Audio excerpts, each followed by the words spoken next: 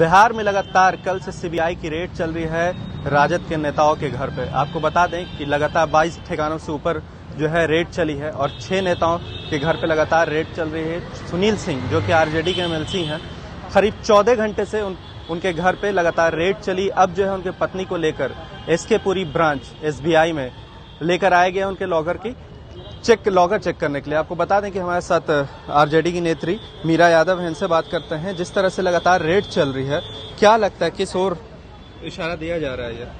देखिए, यहाँ जो रेड चल रहा है लोगों को डराने की बात चल रही है कि यदि हम इस तरह से डराएंगे तो हमारे डर से लोग सामाजिक न्याय की बात करना छोड़ देगा।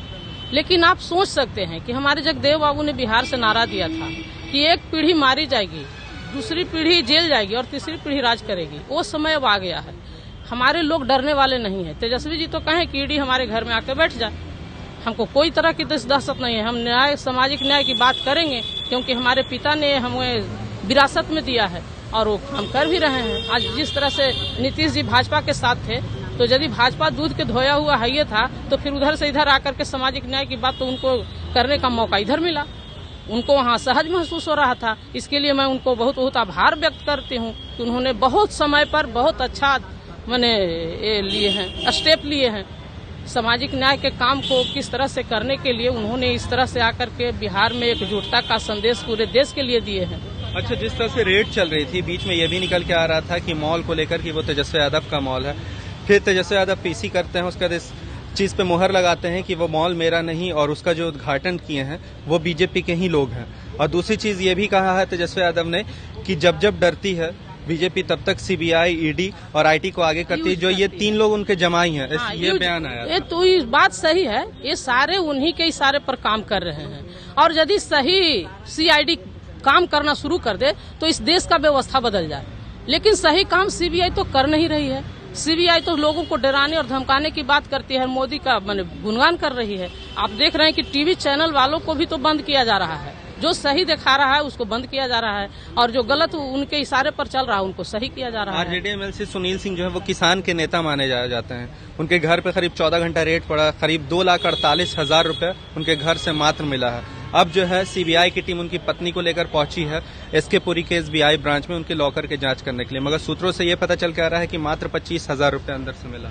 देखिए, हम ये कहते हैं कि जितना भी नेता है, बीजेपी हो, कांग्रेस हो, हर नेता को ये सीबीआई जांच करे और किसके पास कितना संपत्ति है, सच्चाई से वो संपत्ति को जांच करके और लोगों में बांटने का काम करे।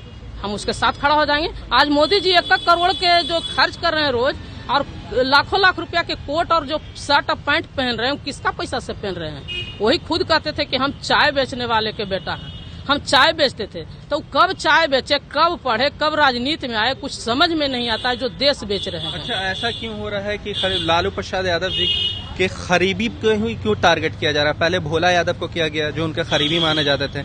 अब सुनील सिंह जो राबड़ी देवी जिनको अपना मुंह बोला भाई मानती है, लालू यादव के ये करीबी माने जाते हैं, उनके घर पे अब छापेमारी। देखिए, बात है कि यहाँ संविधान की जो बात करेगा उसको डराने की बात मोदी जी लेकर के आए हैं और संविधान को खत्म करना ही इनका निशाना था और संविधान को बचाने का कवायद अब बिहार से ही शुरू हो गया है। इसीलिए लालू जी के करीबी को, लालू जी के परिवार को तंग किया जा रहा है। आप जो जान सकते हैं कि पूरे देश में साबित हो गया है कि गरीबों के नेता एकमात्र लालू प्रसाद यादव ही बच रहे हैं, जो संविधान के लिए जेल में मरना पसंद किए लेकिन झुकना पसंद नहीं किए।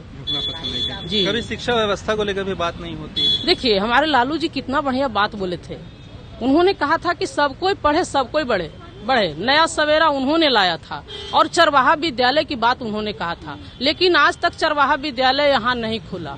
और किस तरह से नया शिक्षा नीति आया है जो साफ तौर पर असंवैधानिक है। यहाँ जातीय जब शिक्षा की बात होती है तो समझिए कि मिडिल क्लास तक जब लोग जात का पढ़ाई, पेशा का पढ़ेगा तो फिर पढ़ाई क्या करेगा? तो मोदी जी देश बेचने वाले, संविधान खत्म करने वाले नेता हैं और हमारे समाज समझ गया है, इनको बर्दाश्त नहीं करेगा। 24 में इनका विदाई है। इसी से हदिया करके इन्होंने ईडी और सीबीआई का इस्तेमाल कर रहे हैं। खेल चल रहा है। क्या लगता है ये खेल आगे भी चलता रहेगा या अब रुक जाएगा?